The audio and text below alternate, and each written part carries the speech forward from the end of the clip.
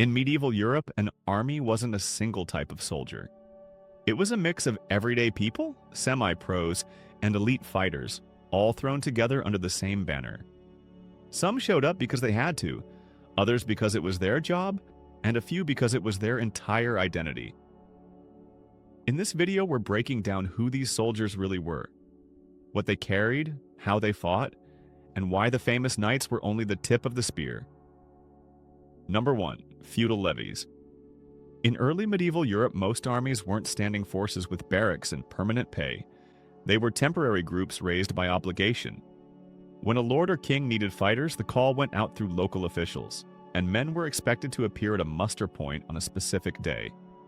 If you held land, lived in a town with military duties, or belonged to a class that owed service, you were expected to show up. In Anglo-Saxon England, this system is often described as the fyrd, but the same idea existed across Europe, from French towns to German principalities, where records list who was summoned and when. Time was the biggest limitation. Most levy soldiers had farms, workshops, and families, so they couldn't leave for long without serious consequences. Service was usually short and seasonal. In some areas, contracts mention around 40 days of service, but the exact length varied. What mattered was that campaigns had to be fast and practical. This is why medieval warfare often focused on raids, border pressure, and sieges that aimed to end quickly. If a ruler wanted men to stay longer, he had to pay them, hire professionals, or accept money instead of service, which gradually pushed armies toward more paid soldiers over time. Equipment depended almost entirely on wealth. Levies didn't receive standard gear. Spears were common because they were cheap and effective in tight formations. Shields were often more important than swords since they kept men alive and allowed them to hold a line. Many carried knives, axes, or farm tools adapted for fighting. Armor was rare. A simple helmet was already valuable, and a mail shirt was beyond the reach of most villagers. Training was basic at best. Some communities practiced together on certain days, but most levies learned by doing. Their real value came from numbers and labor, guarding baggage, holding walls, digging defenses, reinforcing lines, and giving commanders enough manpower to operate at all. Number 2. Foot sergeants. Between raw levies and noble elites stood the foot sergeants. These men weren't knights, but they were far more reliable than part-time soldiers. Many were free townsmen, minor landholders, or long-serving retainers attached to castles, cities, or noble households. Unlike levies, they served regularly. They guarded gates, patrolled roads, escorted supply wagons, and handled day-to-day security. Because of this, they trained more consistently and understood basic discipline, formation, and command. Their equipment reflected that role. A spear or pole weapon remained standard, but foot sergeants usually carried a sidearm like a short sword or falchion. Protection often started with a padded gambeson, and helmets such as kettle hats were common. Some veterans owned partial mail. On the battlefield, sergeants were used where reliability mattered most, holding bridges, protecting archers, reinforcing weak points, and pushing into confined spaces during sieges. They also acted as the glue of an army, securing ground after elite attacks and preventing enemies from slipping around the flanks. As warfare became more organized in the later Middle Ages, foot sergeants formed an essential semi-professional corps that commanders could actually plan around. Number 3. Archers. Archers show how medieval armies could turn ordinary people into specialists. Effective archery takes years of practice, and some regions deliberately built that skill. England and Wales are the best-known examples where laws and social pressure encouraged regular training from youth. The longbow's strength wasn't just power, but volume. A trained archer could loose many arrows in short bursts, and hundreds shooting together could maintain constant pressure on an advancing enemy.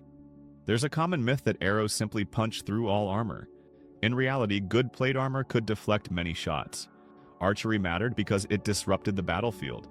Arrows wounded horses, struck less protected areas, forced soldiers to raise shields, and broke formation. That disruption slowed movement and created openings for infantry and men-at-arms. Archers relied heavily on positioning. They favored higher ground, flanks, and protective obstacles. Longbowmen famously planted wooden stakes to deter cavalry charges. Logistics were just as important as skill. Archers carried limited arrows, often counted in bundles called sheaves, and armies needed wagons full of replacements. Bowstrings wore out and were vulnerable to wet weather. When archers dominated a battle, it wasn't just talent. It was planning, supply, and smart coordination with other troops. Number 4, crossbowmen. Crossbowmen filled a different role, controlled power with less training time. A crossbow stores energy mechanically, allowing the shooter to aim steadily without holding a heavy draw. This made crossbows ideal for urban militias and professional soldiers, especially in wealthy towns. The downside was speed. Many crossbows took longer to reload using hooks, levers, or windlasses, so they fired fewer shots than longbows but delivered consistent, powerful bolts. Crossbows excelled in sieges and defensive fighting. From behind walls, shooters could aim carefully through narrow openings. In open battles, crossbowmen often used pavises, large shields planted in the ground, to reload safely. When supported by spearmen, they became a strong defensive force. Crossbows were expensive, which is why many crossbowmen were paid professionals. Famous companies, such as those from Genoa, were hired across Europe for their discipline and reliability. Although church authorities once tried to restrict crossbows, rulers ignored the ban because the weapon was too effective. In practice, crossbowmen became a standard part of medieval armies, valued for accuracy, power, and their ability to dominate controlled terrain when properly supported. Number 5, pikemen. From the 1300s onward, pike formations pushed European warfare in a very practical direction.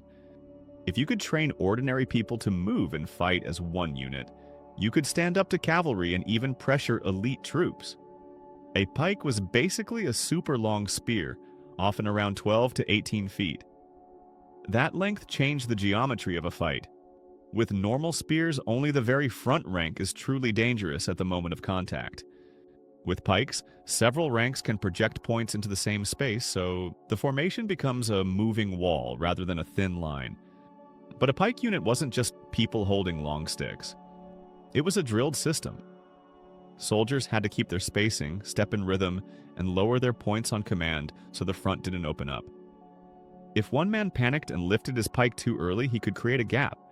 If the block got loose while turning or moving uphill, the whole unit could lose its main advantage.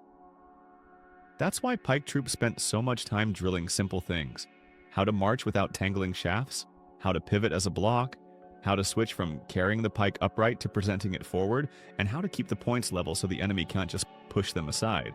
Commands were often kept simple because in the noise and stress of battle, you need clear, repeatable actions. Swiss pikemen became the most famous example because Swiss communities trained hard, fought often, and developed a reputation for aggressive movement. Instead of only bracing and waiting, they advanced in thick columns and forced contact quickly. Early victories like Morgarten 1315 and later successes in the 15th century helped build the idea that disciplined foot soldiers could beat armored elites. Inside many pike formations, you also had closer-in fighters with halberds or shorter pole weapons. The idea is simple. Pikes control distance, but once formations collide, the fight can compress into a cramped, messy space where long weapons stop being comfortable. Halberdiers and swordsmen were there to deal with the moments when pikes got shoved aside or snapped, and you needed something handier to finish the job. Armor among pikemen was mostly practical. Many wore a helmet and a padded jacket because pike warfare is physical, and it's often about endurance, marching, holding formation, advancing, and doing it again. Some wealthier soldiers added mail or better protection, and elite guards within a pike unit might look more heavily armored, but the main defense was still discipline. If you want a modern comparison, think of it like a line in American football or a scrum in rugby. The power is collective. Individual courage helps, but the structure is what wins you ground.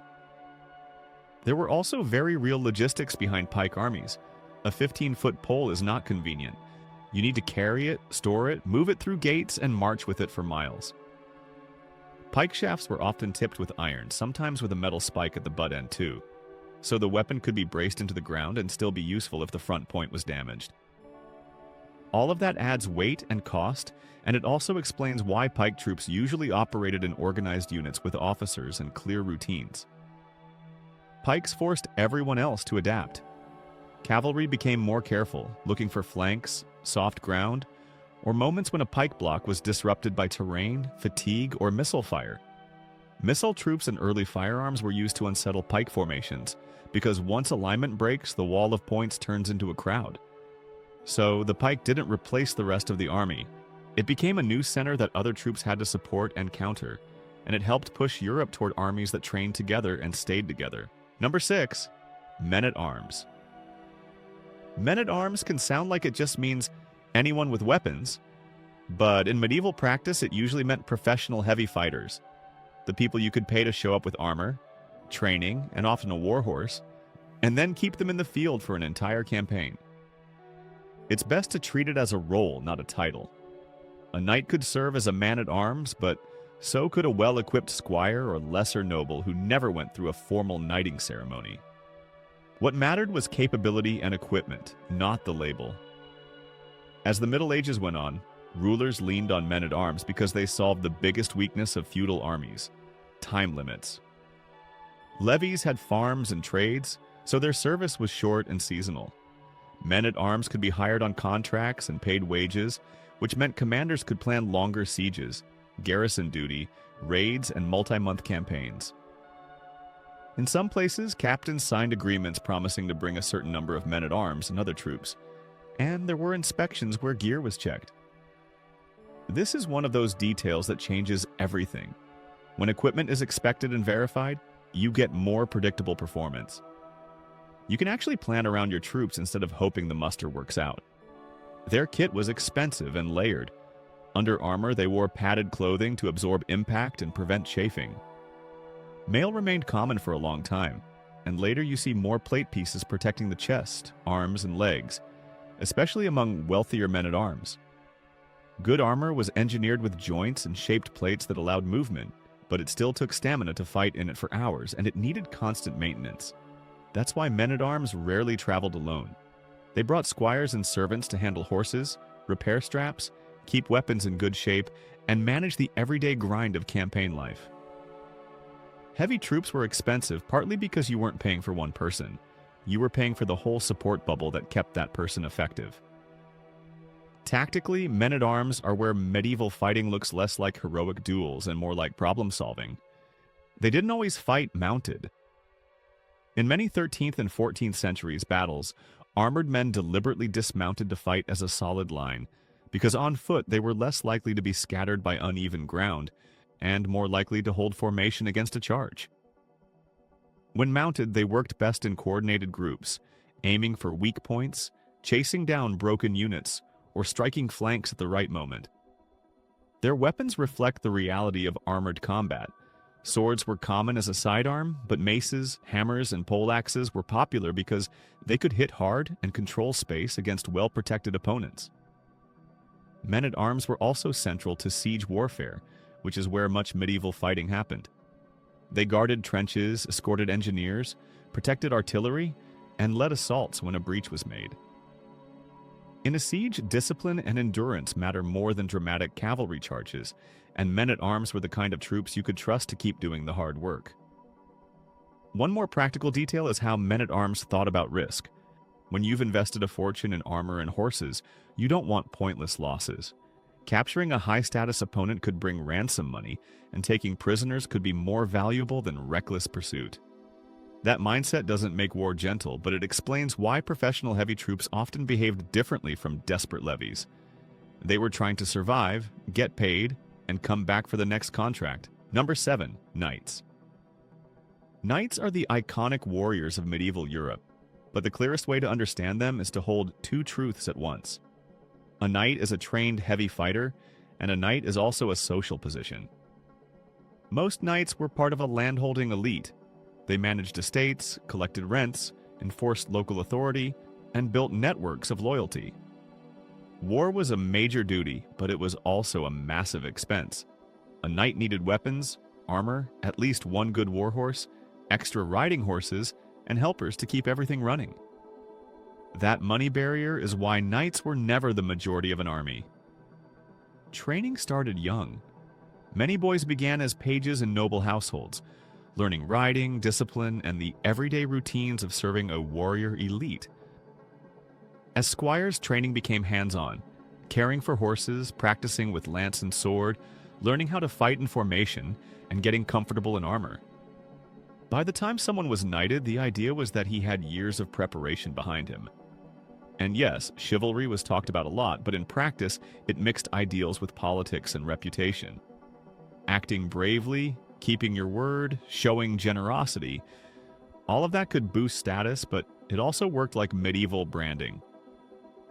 People watched what you did and stories about you spread. The famous knightly charge with a couched lance was real, but it had conditions. It needed space to build speed, firm ground, and good timing. Mud, ditches, stakes, rough terrain, or a tight wall of spears could kill momentum. That's why knights were most effective when they worked as part of a combined plan. Infantry holds ground and protects flanks. Archers and crossbowmen disrupt and tire the enemy, and then cavalry hits a shaky point, often from the side rather than straight into the strongest line. Knights also dismounted more often than people expect, especially when commanders wanted a solid, disciplined front line. Knight equipment also changed a lot over time. Earlier knights leaned on mail and large shields. Later, elite knights wore full-plate harness that spread force across the body and could be surprisingly flexible, though still exhausting over long campaigns. Identification mattered too. Coats of arms on shields and surcoats helped people recognize leaders in the confusion, and that visual culture is one reason knights dominate medieval art and memory. Horses were just as crucial as armor. Truly good war horses were trained to stay steady in noise and movement, and that training was part of what you were paying for. In some later periods, knights also protected horses with armor, because losing your mount could take you out of the fight fast. If you want a quick reality check for medieval battles on screen, watch for teamwork. When knights operate alone, it's usually storytelling. In real medieval warfare, knights were at their best when supported by disciplined infantry and specialist missile troops, because battles were won by control of space, timing, supply, and coordination, not by a single dramatic charge.